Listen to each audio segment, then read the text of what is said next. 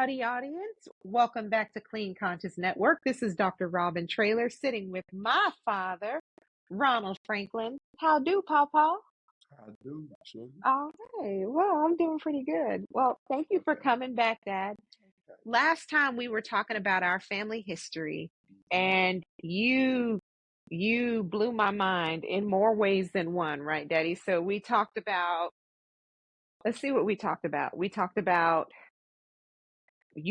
when you were born in Crockett, and then you went to Crest, and which is across the creek. And then we also learned, Daddy, that what did we learn? That you grew up in a community surrounded by love, you said, right? Like it's your parents, two grandmothers, your siblings, Aunt Shug is over here, Aunt Stella rather is over here, and yeah, I mean so many family members. Okay, Aunt Shug is close. Okay, Aunt Shug is close. All right. Ain't Sugar, ain't Matt, and ain't Betsy, and Big Buddy. Okay. Okay, Dad. So you are in the Creth community on Tom Daniel's land, right? On the land that was originally owned and purchased by Tom Daniel. Tom Daniel is born around 1870s, is what I have learned. And our family believes that he was not born in Texas, that he actually came to Texas, because there is a story passed down that says, he came from far away on a wagon or something. But when I checked the census says that he is born maybe around 1870s. So we have Tom Daniel, a black man born just post emancipation, and some kind of way he winds up acquiring about 50 acres of land. He probably purchased it himself. Like, I doubt that it was some kind of gift. No. But he gets, right. Who in the world is going to give him that? Exactly. So he purchases 50 acres of land, and that land is where he raises his family, and then his children start to raise their families there. One of his children is my great grandmother, Etta Daniel. She marries Oscar Houston Wiley, and they have children. Before Etta married Oscar Houston Wiley, she had a son named Carl Lester Franklin, who is your daddy, my granddaddy, Daddy Rip.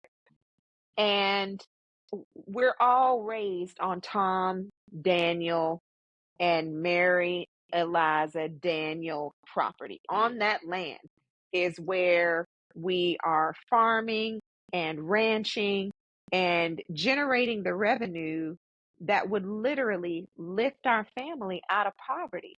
But it takes generations to do this, okay? Like, it wasn't a one and done. Like, it takes generations, but it's that same land, that sustains our family for forever. And even today, that land continues to give to our family. And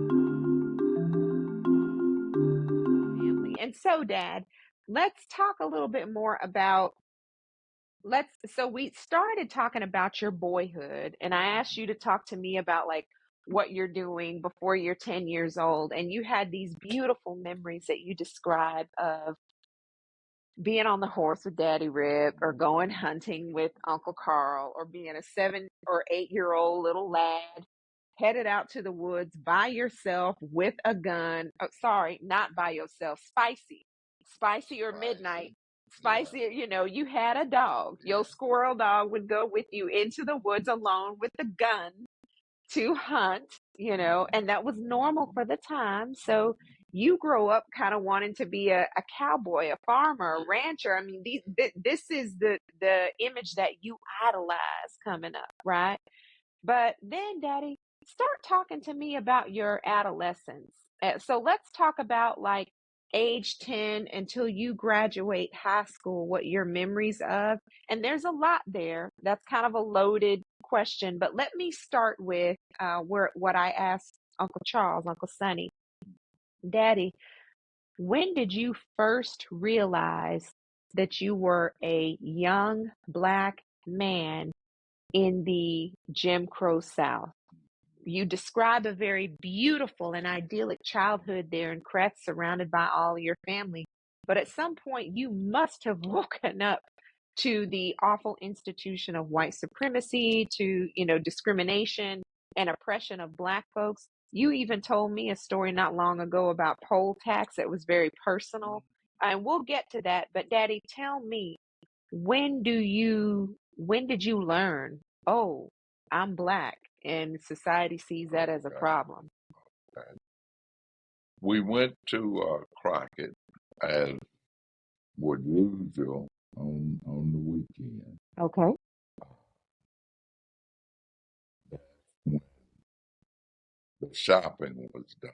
Okay. And I was pretty- All right. So we were parked near a pharmacy that had a cafeteria. And they sold had a counter, like where the sit-ins took Yeah. place. Yeah. So I wanted an ice cream cone. So my mother told me, "Go get you." Okay. So she gave me a nickel inside.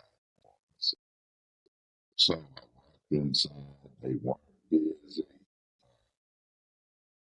There was a white guy sitting to the waitress was she was busy, but she didn't wait. Found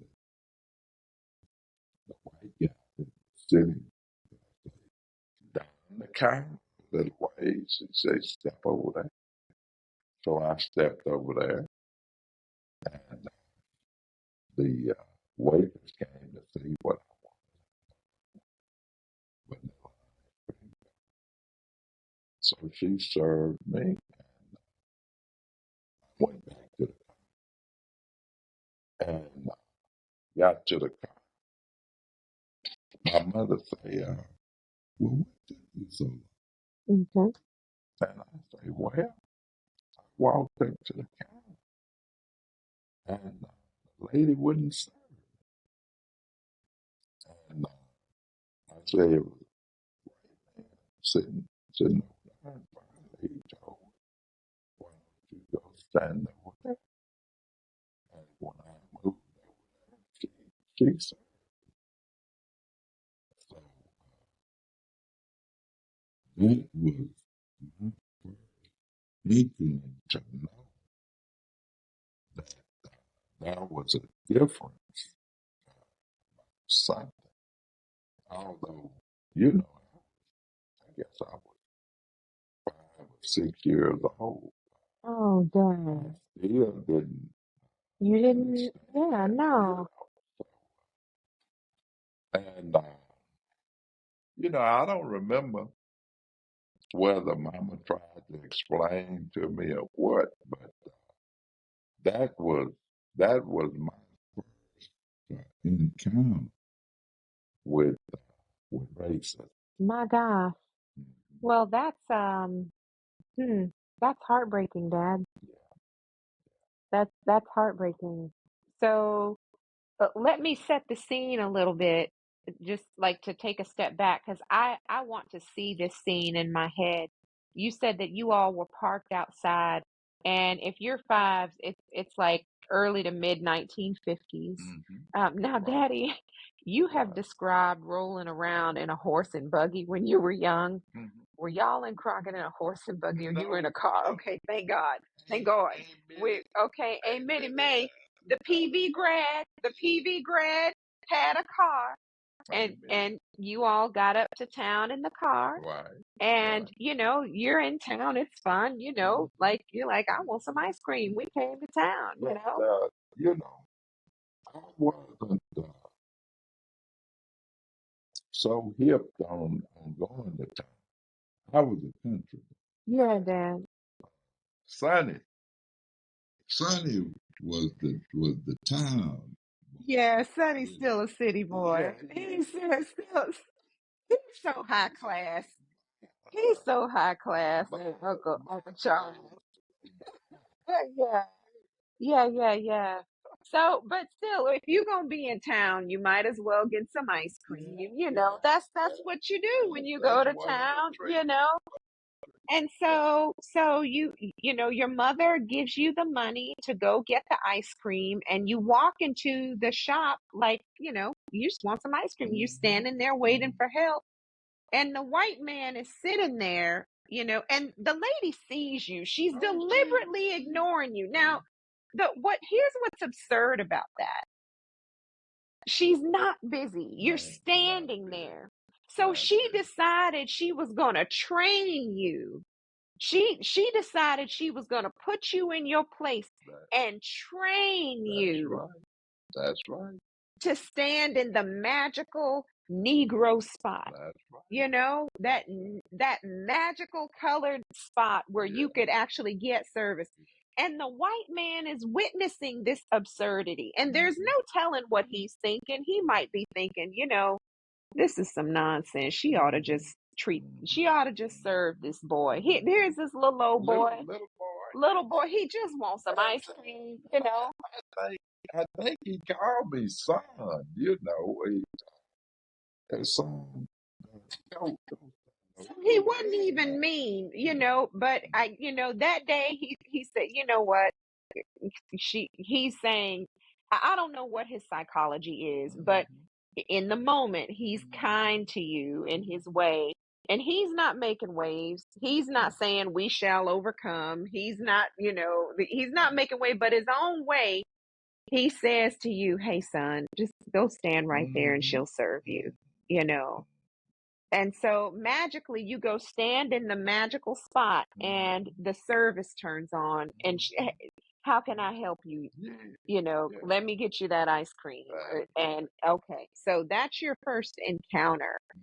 I am told that my very dear and dearly departed Uncle Carl had an incident in town when he was maybe, I don't know, 11 or 12 years old. Have you heard that story from Uncle Sonny? No. Okay, I'm gonna get the story from Uncle Sonny instead of recounting it. It's a very, very, very good, very interesting story. He got in a little trouble with some white folks. They couldn't figure out who the culprit was. It was him, and he slipped away, and Mama Doot covered for him to make sure they didn't do any harm to him. And he wasn't wrong. It was some nonsense where I think, they wanted him to like get off the sidewalk, or they were trying to train him to be subservient. It was another one of these instances where he's a young man, he's adolescent, and maybe they wanted him to get off the sidewalk. And, today Uncle Carl had time. And maybe he said no. Or maybe he complied the first time, but then they got in his way again. And maybe he decided the next time, I guess I'm just going to have to bump you, since you want to keep getting in my way. And so it's interesting that Crockett is training the African Americans in the community to be submissive, to be second class citizens. And again, it's absurd. Not only Crockett. This is all over. This is all over. Right. Well, part of the reason I have this book elevated up home by Dr. Ruth Simmons, who's born and raised in Houston County, exactly as my father was. One of the points she makes in the book is that the absurdity of that like two-tiered system is that oftentimes black and white were actually kin. They're actual blood relatives. They're like literally of the same genetic makeup. But, man in man's evil way will always try to figure out how to make themselves above, the next man. And so I just think that it's crazy. And, for those of you who've never visited Houston County or like East Texas, Crockett, Texas, I will tell you first, it's beautiful country. It is beautiful, beautiful, beautiful country. It's located in the piney woods. In the pine behind the curtains of those piney woods. And today, if you visit Houston County, Crockett, Texas, it is so diverse. Okay, African Americans run the city, sit on city council. Of course, the schools are integrated, but these kids are, best friends and getting married. I mean, it's a completely different world. Okay, Crockett is a beautiful place today. But, in the Jim Crow South, before the Civil Rights Act, before the Voting Rights Act, before segregation is essentially outlawed, Daddy, you're growing up in the real deal Jim Crow South. And, maybe, folks didn't necessarily call you a nigga to your face. They trying to teach you, you are a nigga. You stand over there to get your service. And you didn't have any awareness of this in Crest, in the community where you're raised with your family, but when you go in town, the system, the social system makes sure that they're going to teach you your place. You need to know your place and literally go stand in your place over there. So do you have any other memories like that, Daddy? Okay. Well, I can't think of another one because I graduated from an all black, my association with white was very Well, Dad, I honestly think it's on purpose. If my grandparents were alive today, I would ask them, did you deliberately shelter your children from social oppression? And I imagine that their answer would be yes. Why else would you never go to a grocery store, other than for a couple of things, or rarely go in town? You don't have many memories of growing in town. You don't have many memories of having interactions with white folks. And why else would that be except that your parents didn't want you to have to deal with that nonsense?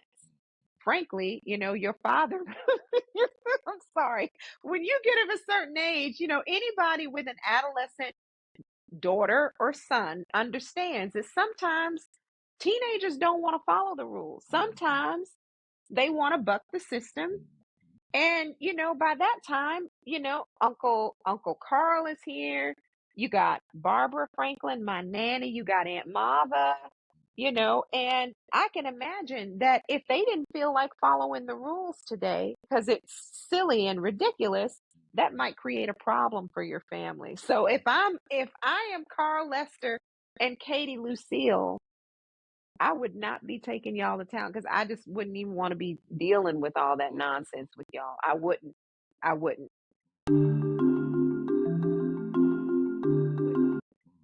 But let's talk more about your school. You grew Fessa Henry was your principal, okay? He was fierce with physics and firearms. He took care of y'all. Undergrad and master's degree from TSU. And Daddy, you grow up going to segregated schools. Now, again, I remember, like, of course, I'm in high school, middle school, high school, whatever, going through things. And it's one thing to read the history, it's something completely different to understand how it impacts, like your flesh and blood, the ones you love the most, right? And so understanding that you and mom went to segregated schools and that maybe you had to stand in the colored section and drink from colored fountains, or that there was a poll tax when it was time to go vote.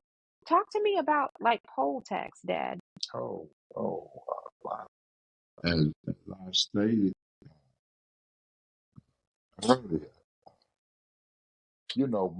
money was tight in the African community. It, the whole thing was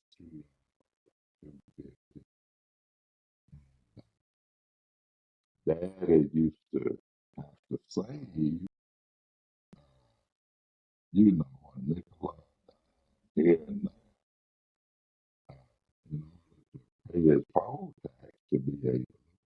Okay, so just to slow it down, because there are probably some younger kids and adolescents listening to this, especially if they are descended from Tom Daniel. They may not even know what a poll tax is. So will you teach our children, Daddy, like in your own words, right? Like, what is a poll tax? Well, a poll tax is a fee to vote. A fee to vote. A fee to vote. It's so there's a barrier to entry. Today, I'm registered to vote. You're registered to vote. You taught me to vote. I haven't missed an election. I've been voting since Gore Bush. I think that was my first election when I was 18 and eligible to vote. And so Daddy, today when I want to go vote, I present my, well, these days you got to show ID, which is a whole nother thing. But I don't have to pay anybody to vote. I don't have to save for it. I literally walk in and I cast my ballot. But back in the day, your daddy had to save his money in order to be able to vote. And to your point, Daddy, it was like maybe $2 or more, or something like that. We can check on it, but I need to check the rate of inflation. It's not cheap, whatever it is. Like, No, it's not cheap.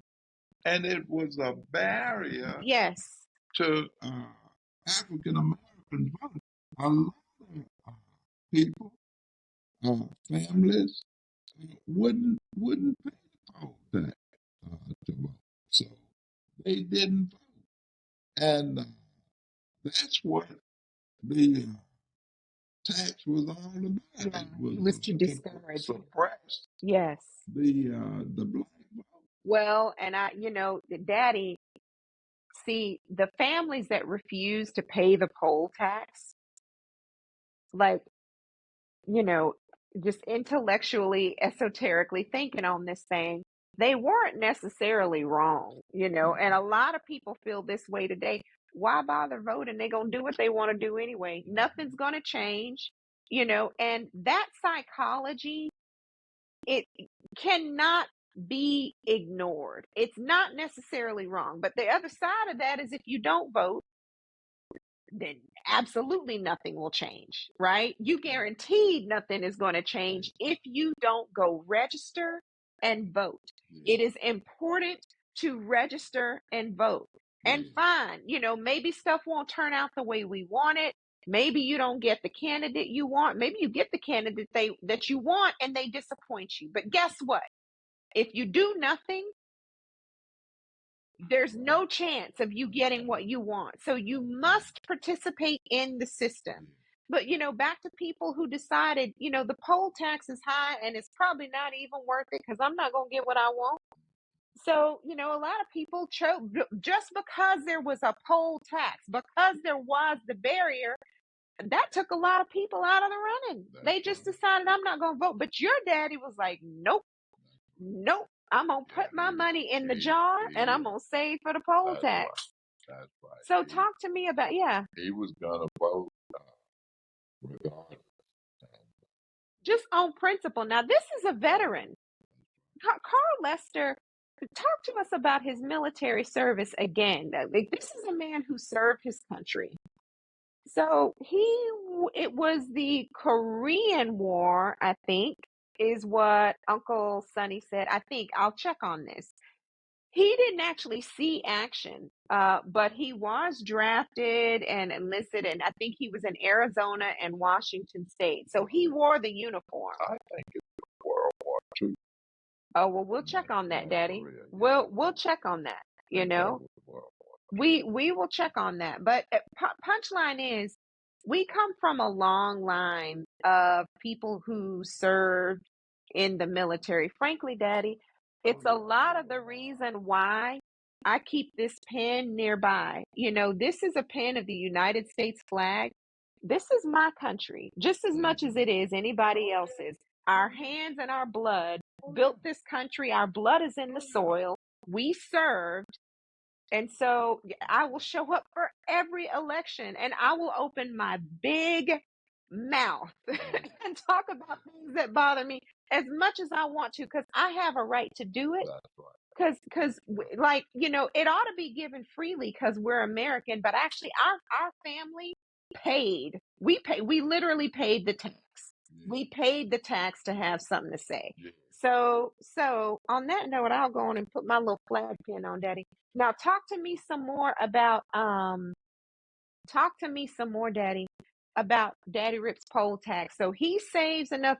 Is Mama Dut voting too? Oh yeah. Oh yeah. So this is pre-Voting Rights Act. You know, this is when you're a boy, but before 1965 and all that. So we have Mama Dut voting. The women's right to vote, I think, is 1919. Is when the law passes that women can vote.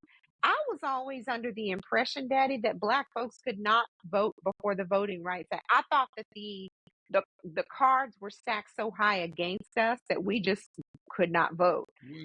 But what you're saying is there were hurdles to clear. Some of us were able to clear the hurdles. Exactly. Okay. But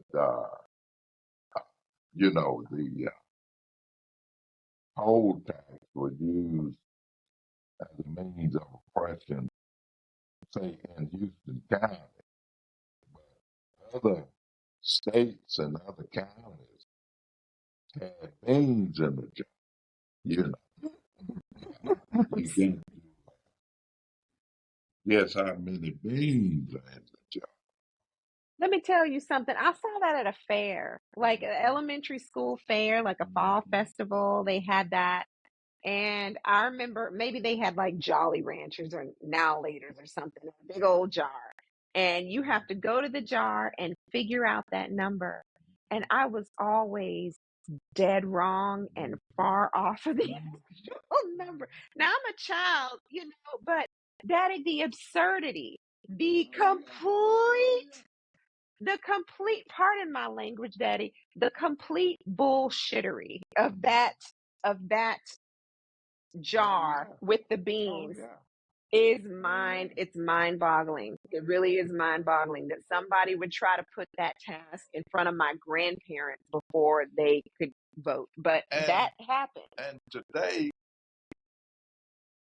young people have the right to vote and very few barriers to keep them from voting. And they take it for granted that things are going to stay the way they are. And they don't vote. Daddy, you know, I'll be honest. That's a shame. Isn't it heartbreaking? You're mad about it. You're mad. I know that gets under your skin. But Dad, you know, what I will say is part of what we want to do in this forum is make it real. You know, help our children understand that our right to vote is precious. Yeah. It is actually precious. People fought to vote. People died to vote. Some people tried to vote and were denied the vote because they didn't have the poll tax, or they got the number of the beans wrong. Or maybe they missed a word in the entire Constitution that they recited, you know, before. Like there was always some kind of silly hurdle. I'm not even going to call it intellectual because it's not. It was absurd. It was absurd. And it was to keep Black people from having the right to vote. On that note, Daddy, though, talk to me about the time. And I don't know if you know this. Did white folks have to count the beans? Did they have to pay the poll? So white folks didn't even have to pay the poll tax, and they didn't have to count the beans. That is some nonsense. But they were. It probably depends on the municipality, right? Right. They were the party in power. They had an extra $250. Mm-hmm. You know, Mm-hmm. an extra $250. Okay, so my granddaddy saves for his poll tax and for his wife's poll tax, which I think is beautiful. So talk to me about what their experience might have been when they arrive at the poll on the day that they decide to vote. I never heard them talk about an incident when they went to vote. You know who I'm going to ask? Mitty May. I'm Mm. going to ask Aunt Mitty and I'm going to ask Aunt Ollie. I will bring them back with better microphones Right. because I know they remember. Yeah. I know they remember. And they went through the same nonsense. Okay. So there's the poll tax to vote. And let's go back to these segregated schools. So what else do you want to say, No, Dad? I was just gonna say, there was stress on election day because of the expression, sweating like it's election day. Oh, Dad, I never heard You that. never heard of I never heard that. So here's a question, Daddy. Like on politics and the politics at the time, a lot of people like to say, oh, Black people, should be Republicans. Or, Lincoln was a Republican, MLK was a Republican, or what. And you're talking about elections. And I know when Daddy Rip would go to the poll, he must have been informed. I mean, he done saved his $2 and Mama Duke's $2 so that they could vote. So they go to the polls informed. Do you have any idea of their like political leanings or values? Were you ever aware of any local candidates or state candidates that they were in favor of? Like, do were they involved in any particular political infrastructure? What do you remember about the time? Well, the only thing I can think of is Eisenhower. Dewey? Isn't that the paper that was held up? No, Eisenhower Kennedy, I Okay, think. Eisenhower, Kennedy. And I think that and my were lifelong Republicans, Lincoln, Mm-hmm. being Mm-hmm. Most Black people in the South at the they time. were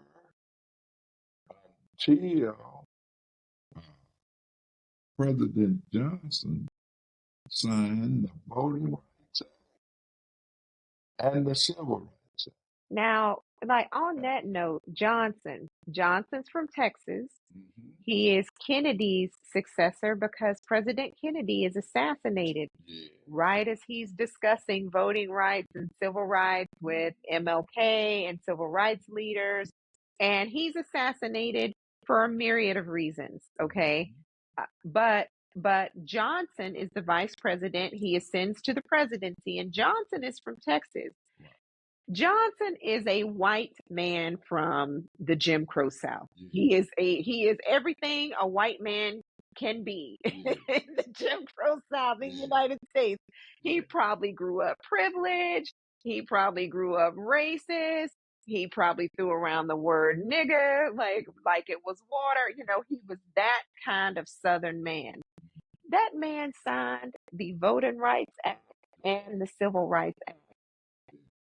Let me tell you something. God is amazing. God is about changing hearts and minds, and I like maybe Johnson was a fair guy. Maybe his parents taught him to love all God's children equally. I actually don't know much about Lyndon B. Johnson and Lady Bird Johnson, but I know any person who grows up in Texas grows up racist. Period. Period. That's Black and white. If you're white, you're taught that white is better.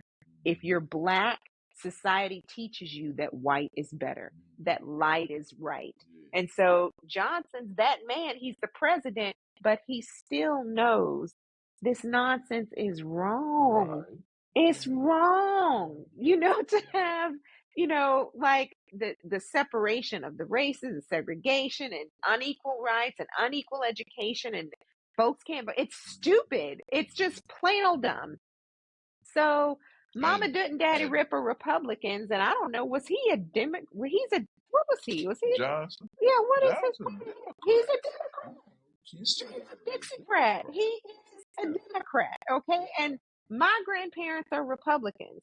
So talk to me about the election and what do you remember? Well, Kennedy v. that whoever. was so Kennedy being Catholic, and Oh Lord. Eisenhower was a general uh, in World War II, Mm-hmm. and he was highly respected by some. You know, some said that he sent more men to their death than Mm-hmm. any other man. Mm-hmm. Mm-hmm. But Mm-hmm. he was a general. Mm-hmm. Mm-hmm. Mm-hmm. Mm-hmm. So you have youth versus experience, I'm And you got imagining. Yeah. Right. Right. Right. So Dad, and my I think, I uh don't know, but I think he voted for wouldn't surprise me. It wouldn't surprise me. I mean, the thing is, Daddy Rip, Lincoln's a Republican, and we're talking about the 1950s, like 90 years after emancipation. Black folks are emancipated, and certainly we're doing better than the formerly enslaved and their children, and their children. Like there's a little bit of progress, but at the end of the day, the Republican Party is still the party of Lincoln, and that racism abounds all around you. Like if you don't know who to vote for and you're black in the South, the Democrats definitely are not thinking about you if you're black in the South at the time. Most of the Dixiecrats were unabashedly segregationist, racist, foaming at the mouth, white robe wearing and racist. after President Johnson signed those two acts, Uh-huh. they left the Democratic Sure Party did. and went to the Republican. Sure did. It's only funny because the Republican Party is the party of Lincoln. And the Dixiecrats fled to the Lincoln. They could have formed But their own see, party, but I guess they just decided. what Johnson did was a cardinal sin in the Oh South. yeah. No, you can't let the oppressed think that they're No, equal to the oppressors. and That is although unforgivable, I would imagine. Johnson did what he did, one of the scenes in the movie or whatever, uh, Martin, Martin Luther King went to him. He had already signed one of the acts. I don't remember which one he signed first. But he had signed one. Martin went to him to sign it, and he told him, "Make me do He's a it." And Dixiecrat. Martin had to go back to the streets. He's a Dixiecrat. He had to go back Right. and present enough turmoil Well, right. to the country Right. to make the country see Right. that this also needed to Right. be done. So it's interesting that you bring that up because that same kind of political theater exists today. Like, presidents and senators and US representatives, they will do nothing. You will elect them, you will elect them and they will do nothing. Sometimes it takes passion. Sometimes you have to demonstrate the absurdity of society in order to change the hearts and minds of elected officials. And maybe look, I would like to think the best of President Johnson. Maybe he had a soft heart, maybe God changed his heart, whatever. But also this man is a professional politician and he could see the direction that history was moving in. He was not stupid. It was a calculated move, and he understood he could not deny the right to vote He could not uh, deny what was it, the Voting Rights Act and the Civil Rights Act. He could not deny civil rights to black folks. It was just a dumb political move when society's hearts and minds had already been changed toward civil rights. And so that so what President Johnson says to Dr. Martin Luther King is, look, man, you want some change, show me why.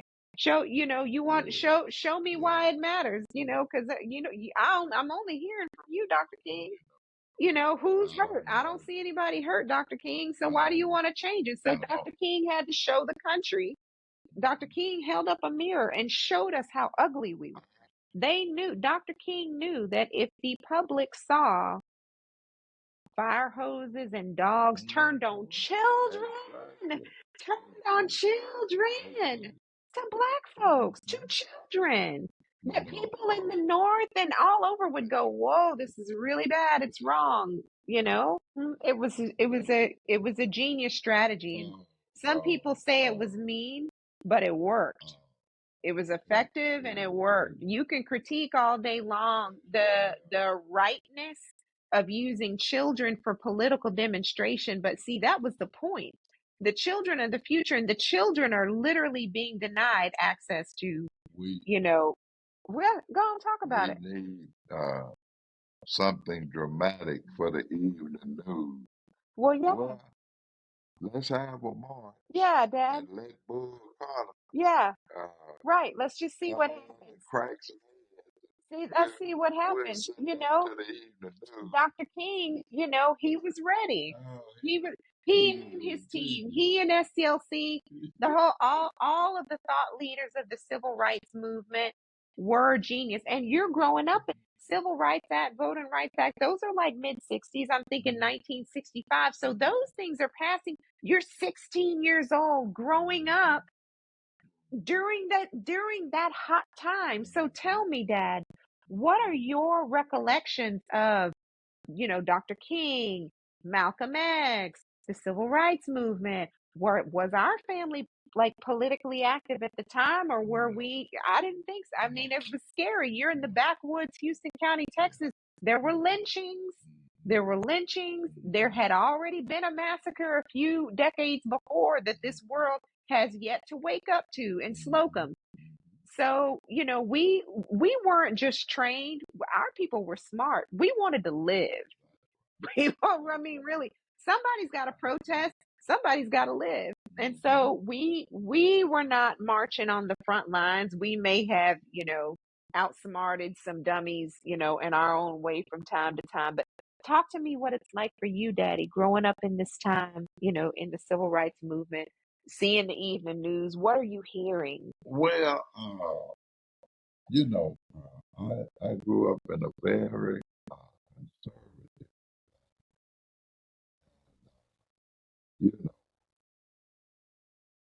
Big Mama was saying, why don't the protesters go home? Mind on, she was so hip to segregation, treatment. She was content to let it be, Well, Dad, that actually breaks my heart because you're right. See, we were taught to hate ourselves. And there is a psychology that happens to Black people, not just in the South, but definitely in the South, where you look at another Black person who's bucking the system and you say that person is crazy. And we're not saying person, they crazy. They need to stop. They over there starting, oh my God, and it's in you to submit because they taught you since you were a child. You go stand over there.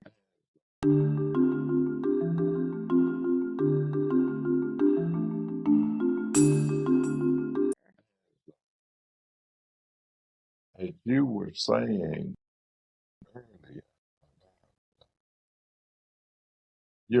family members being Black and white. Yeah. Right. You know, some big white family would visit her every night. Yeah. Well, so we're talking about Augusta. Um, Augusta eventually marries a man named Henderson, but she was born Augusta Stewart. Is that Adeline's? You're gonna have to get Sonny. Well, yeah, I think he said that. Augusta Stewart probably should have been Hicks, but she's born Augusta. And talk to me about now. This is Mama Dutt's mother. Yeah. This is your mother's mother, my great grandmother. We called her Big Mama. Like I said, there was nothing big about Big Mama. I remember her being a smaller woman. What describe her to me? Well, you know, in the African American community, Big Mama is just Super the Mother mother, Supreme, the mother of the mother, the mother of the the mother. mother of the mother is Big Mama. She's just Big Mama. Yeah. Doesn't have anything. Not size. So, my little brain growing up calling her Big Mama. It means like mother of the mother or mother of the grandmother, like mother supreme, mother superior up here. But there's also this like Mamie vision, so I grew up with images of like Gone with the Wind. What's the black actress's name? She's the first black actress to get an Oscar. And this Mamie image is kind of Aunt Jemima, kind of Big Mama image. And oftentimes those women were very full figured, round, beautiful, chubby cheek faces, brown skin. And so I think of those women and in my head, it like my upbringing tells me a big mama should look like that. Well, my big mama was half white and small frame. It was what I recall. Yeah. What do you recall about Big Mama? She was full figured for many years. She got she slimmed. Okay. Just, So when I'm born, she's tiny. I mean, really, I think she passed away when I was about 4 or 5 years old. I didn't know her long, but I do remember her, and she was small. I remember her being in her chair. And Dad, we stay in her house today. Up home. When we go up home, we stay in Big Mama's trailer. That's right. And her chair was in there even when you moved in. And, like we can feel her, like, I can't be up home without thinking of all of them, because they're still with us. Like the homes that they roamed in, the church that they went to, the streets that they walked they're there, And so like I never saw a ghost. I don't mean like feel their presence, but I mean, you know, they're with me in my heart every time I look in the mirror, every time I think of a poem, and certainly when I'm there, they are with me. Now, my big mama was not. What were you going to say there, Dad? Well, I was going to say that, Big Mama, Grandma Ella were very religious women. Yes.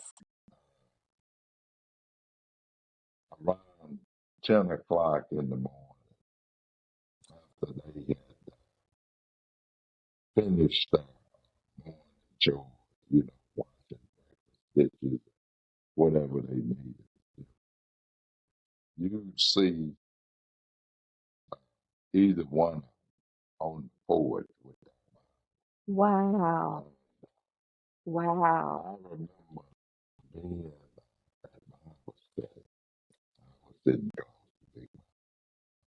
She knew all of the answers. The pastor would ask a question. Wow. And Big Mama would answer it more likely than Wow. not under her breath. So Wow. they were true women of God. Wow. When I pray that you and Rosalind and grandkids will be strong Christians Well, there's still hope. on the order. There's still hope. There's still hope, Daddy. Pray for me. Maybe one day. Maybe one day, Dad. I don't know. I don't know. I don't know. I don't know. I don't know. Okay, but Dad, so we started out. I just really want to go down this Big Mama rabbit hole, but we started out saying that so, white folks in town were oftentimes related to folks of color. Big Mama's father is a Craddock. The Craddocks are in town. They're a white family in town. Sometimes they would even secretly come by and visit her. And the absurdity of that she could be a whole sister or cousin, in the dirt roads and in the solace of Creth and in our little Tadmore community. But I don't know if they ever acknowledged her in town, in public. It's absurd. It's completely absurd. I don't know either. Okay, but she is conservative and she sees all the marching and stuff on TV and she's like, why don't they just quit? I wish I could ask her, Mama, why did you think that? But I know why. She probably didn't want anybody to get hurt. She knew if that happened in Houston County, there'd be a lot of dead black folks. Dead, not injured, dead.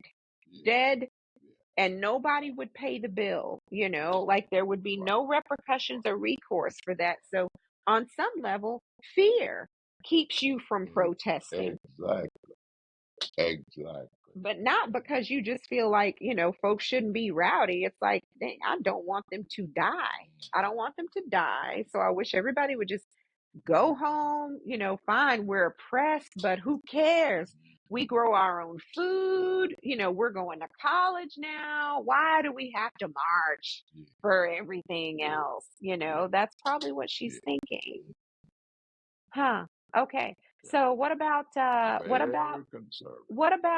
Mama Etta or Daddy Rip Mama Dud? Like, what do you remember? I don't remember discussing the civil rights movement. It's so interesting because that's literally your time. Brown versus Board is 1954. Civil Rights Act, Voting Rights Act around 1965. These are your formative years, but you are under the protection of crack. You're in the crack bubble. So you may have possibly missed a lot of that. Well, I know you saw some of it, but it's not like you were out marching in the streets. It was on evening TV, but I was working. Wait a minute. From the time, Wait a minute. Working? I told you I couldn't wait to get a concert. They fixed me up. Dad, I'm sorry. Oh, Dad. They used to make a concert. And I don't know what they used to make a concert. It wasn't the same. But you had to grow into a burlap cotton sack. You started Yes. with a little croaker sack. Yes, Dad. So you were working. You weren't always in the news. And you know what, Daddy? We're like that today. A lot of folks are not paying attention to politics. They could not care. They're at work. They're at work. They minding their business. They're trying to treat their neighbor right. They're just living their lives. And politics is happening over there. I heard today we actually got a Speaker of the House elected. A lot of people don't know that because who cares? They going to work. Ain't nothing changed. Not having a speaker did not affect a lot of people. A lot of people didn't even notice. They're not aware. Say he's very conservative, very Christian, and they say that his Christianity is real, but his philosophies are far right. Oh Lord. Oh yeah. Oh Lord. For the record, we are not Republican. And I'll just leave it at that. I'm gonna leave it. I'm gonna leave it at that. The fear of death was so ingrained in my parents Yeah, Dad. that when the rip was gone, when President Yeah. So let's talk I about can't that. remember. Obama is '08. See, I remember crying about Daddy Rip when I was in medical So that school. was I think I was, no, Obama's '08. Yeah, Daddy Rip. See, I think I was in my third year of medical school. So I start medical school in '01. Third year is like '03, '04. He passes away. I feel like I'm on my psychiatry rotation or something. I did not do well in my rotation, but my granddad was dying, and just a couple of years, he just barely misses Obama, barely. barely misses And I Obama, just man. that send to the president. Mama did. Thank Mama Good be. She did, But Daddy. you know what she said? Oh, what did she say? They're gonna kill him. Remember her saying that? Daddy, I remember thinking Obama could not win. Not that he wasn't competent, talented, whatever. I just thought that the white supremacy infrastructure would not allow for a black man to be president. And Mama Did had already seen a lot of promising dead black leaders who stood up for civil rights. And Obama is our modern day version of that, Like a lot of people had pictures of MLK in their homes. I got a statue of Obama in my house. He's a big deal. So yeah, Dad, so from the art, from the 50s into the 2000s is well, it's incredible. And you're coming up in that time. Mama Dutt, we know, voted for Obama. And we know that, there were challenges with her voting. What did they want from her? A driver's license? My grandma was like 90 something years old. They needed a driver's license. She hadn't driven in years. About 10 years. Yeah, it was harder for her to register. That's why, going back to the poll tax issue, a lot of people say, well, you got to have a license to get drugs, no big deal. Well, my 90-year-old grandma who had to pay a poll tax and who fought, to be able to vote, suddenly in her elderly years, had to clear another hurdle.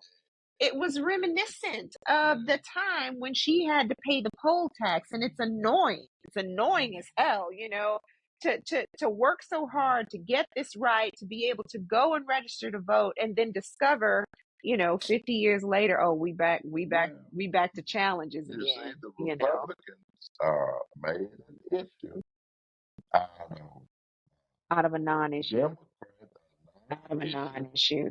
Yeah, and you know, there's not a lot of data here. It's a non-issue. It's a non-issue, and really, it's a wedge issue. It's just something to get people excited about, so that folks who won't vote go vote. That's the trick. They got to get you mad so that you go vote. in the past, you could take a light bill. Right. Something that you have that comes to you regularly, easy. Yeah. You are who you say you are, fine, what they call her, Miss Seal, Miss Rip, Miss Franklin. We know you've been voting in Houston County literally your whole life. You've been a Houston County resident. Come on over here and vote. But suddenly she couldn't vote without a driver license, and like in her 90s, which is stupid. But okay, but back, so the family is fairly conservative at the time when you're growing up, and you are noticing things change, but you working, you are picking cotton. What other kind of work are you doing, Daddy? Picking peas, cotton, chopping cotton, uh, hoeing peas, hauling hay, hauling pulpwood, Okay. And maybe that's about it. Daddy, will you tell the clean conscious listeners what kind of work I was doing when I was that when I was studying? What was where did I go to work, Dad? Well, I guess you went to the take piano. I did. I did. The minister of music at the church taught me to play the piano. I don't remember anything, but she did. But that wasn't work, Dad. What was my job? Was I picking peas, picking cotton, chopping pulpwood? No, Was I no? Was I baling hay? oh, but you worked at Sears. I I did work at Sears. You worked at Sears, and I worked at Foley's, but that's Foley. when I got to college. I know I wanted some money and at the break, so I went and worked at Foley's. I was terrible at that Yeah, job. yeah. But that matter of fact, Foley's went out of business not long after they hired me. It's a true story. It's true. Well, So, Dad, you did all that work when you were young. I don't think I'm not sure if I knew that you did some like I knew you did some farming, but I didn't know, Dad, that you were like doing all of that. This is my okay, first time hearing about all of this. So, talk to me about your like. Are you doing all of that while you're in school, like September to May? Are you like chopping and picking and hoeing and all like? well, What were you doing? uh, When were you doing these things? And how consistent was the work? I can't remember exactly for a period after school. Well, school for the black school started late Okay. in September Okay. because Mr. Gilmore had to get his crop his crops in. Wait The a minute. Who the is this? white, Wait a minute. Who's Mr. Gilmore? Who is this? well, that's just generic. Oh, see, I heard no, but Mitty May and Ollie Mae, they told me about Mayweather, Mayweather. Is it Mary? I think it's Oh, dang. Mayweather. Mayweather. Gus Oh, have mercy. Okay, so Mayweather is see, if I were looking for him, I would I would have missed him. But I would have missed him. It is Merriweather, Mayweather. not Mayweather. But we said Mayweather. Daddy, I didn't know we were sharecroppers. I didn't know that about us. Well, I didn't either. Like you say, we have. I didn't Okay. So, so your school started later because black labor was needed to harvest the the goods and crops out of the ground. And so white kids started school earlier, but black kids started a little bit later because those black kids were needed in the fields to harvest the crops. So talk to me about like your planting season and your harvest season and where does school fall in with all this work? Well, when we got started school in late September, we had a full school year. Although sometimes as students, we would take a day out of school to go to work. Okay. And that, our school year was a regular. When we got our book, there were 7 or 8 names written in the book. So our information was 7 or 8 years 10 old, years 10 years old. So that is one of the unfortunate consequences of the so-called separate but equal segregation education system at the time. See, you and Mama had these hand-me-down books from the white schools. from the white They school. would get the new books, and when they were done with them, and when they were outdated, and they when they were ready to buy some new ones, 10 years old, then they would pass them down to y'all. to the black school, we had teachers. Yeah. We had black teachers that kept us up on what was going on. And one year, I don't know, the state, whoever, came in to do the standardized test. Okay. And although we were getting the 8 and 10 year information, Okay.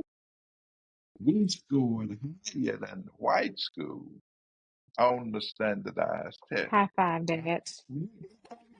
Look at what God will do. But you get that kind of education, and then after integration, you have to compete with these kids for 10 Actually, years. let me tell you something. I have friends exploring homeschool for their children because they know some of the schools that our kids are in, they just do not care about our kids. And it's not even necessarily a whole black white thing. Teachers are overworked, underpaid. There's 20 to 30 students in a classroom sometimes. Teachers just got to get through the thing. Will you talk to me about, and by the way, I am not celebrating segregation, okay? But diamonds came out of that pressure. One diamond's name is Dr. Ruth Simmons. Another diamond's my dad and my mom and my aunts, who went to college just a couple of generations removed from the institution of slavery. So, will you talk to me about the benefits of your school system? Number one, I'm told that all the grades are in one schoolhouse. Approximately how many students do you believe are in that one schoolhouse? I don't know. I guess 100, 150. So from kindergarten through maybe seniors of high school. So who's in? Grade. So from first grade through 40. senior through 12. So 1,250. So you're talking about say 12, 13 kids per class grade if it's equaled out, Okay. I am told that you graduated. Were you salutatorian? You're salutatorian. So of your high school, education matters. Your teachers know you. They know your mama. They know your daddy. Matter of fact, they are your auntie. They are your teachers. Your auntie. Forget know your mom and dad. They're literally your parents' siblings. They care. They love you. They love you. And they are pouring the best of themselves into you. Now, I'm not saying that school teachers today don't love their kids. Actually, I know they do.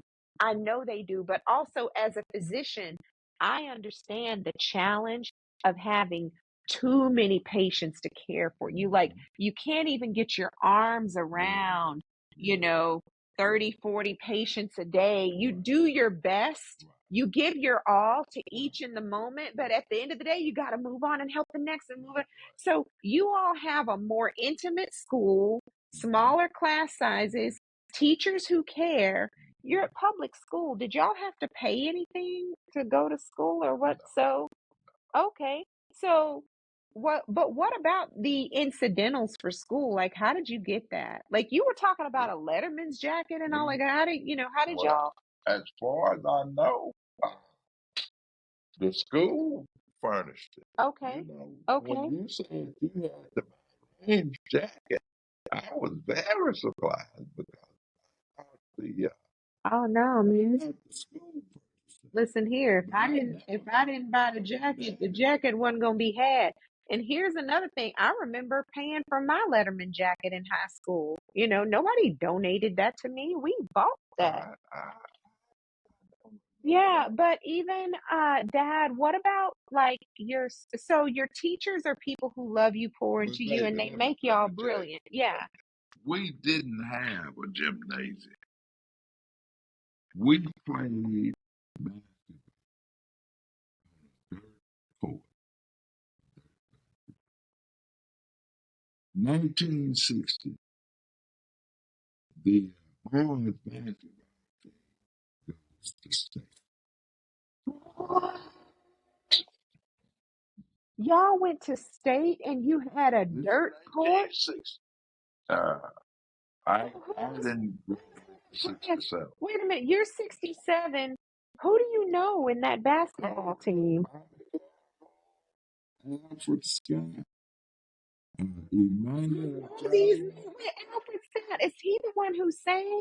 He was a God singer. rest that. He was a singer. Yeah. Uh, Bobby Calhoun, I know that name. Bobby Calhoun, Alfred Scott, Emmanuel Jones, Jordan Daniels, What?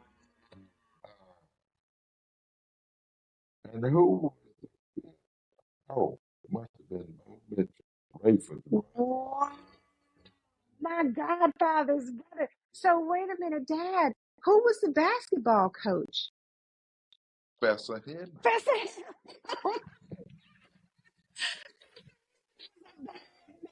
Professor Henry. Oh, Dad. Uh, That is a great story. we got that. That got us a gymnasium. Wow. Wow. Proven ourselves.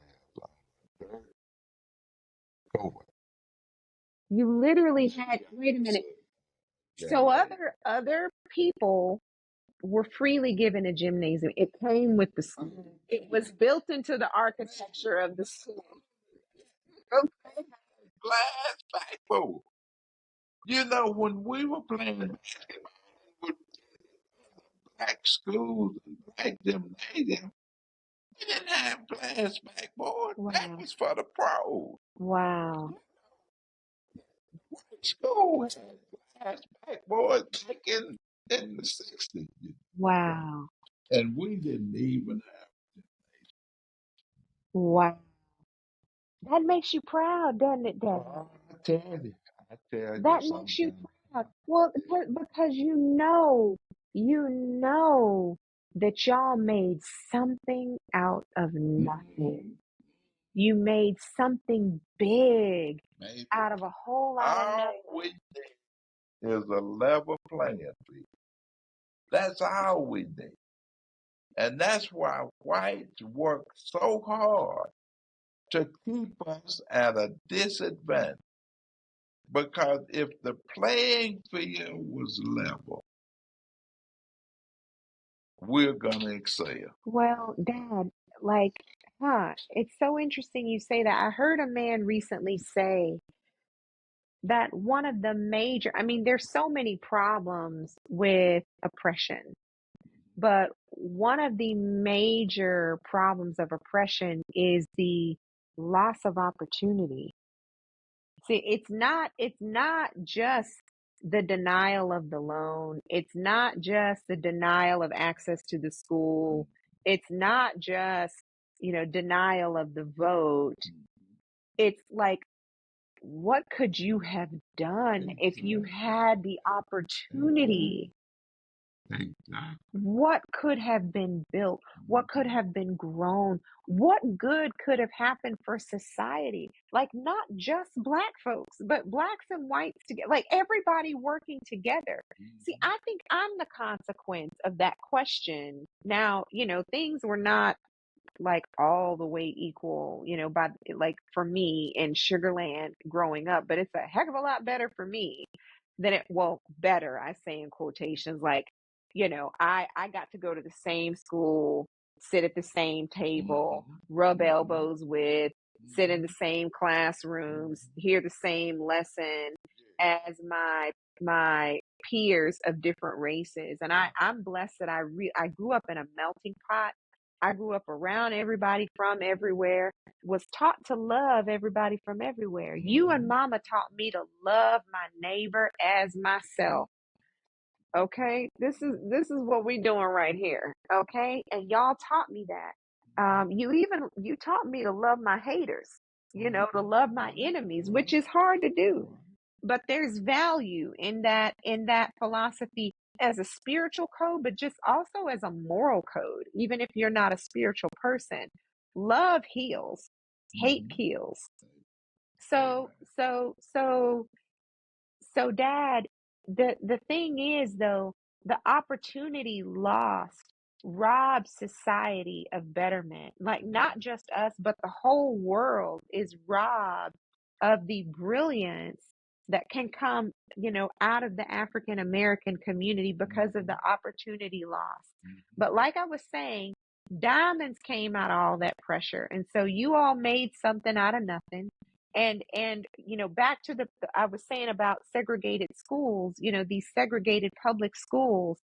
Segregation is not good. I don't mean to suggest that segregation is good in any way, but there were benefits for you in small town rural East Texas because your teachers loved you, the community poured into y'all, you had smaller classrooms, and it was just it was a good education system for y'all. If y'all had had the same books, if y'all had had a similar gym, you would have been unstoppable. Period. Period. Okay. So, Dad, I think it's a good place to stop for today. Okay. All right. Thanks so much for coming out, Oh, Papa. yeah, baby. Yeah. Thank you so much.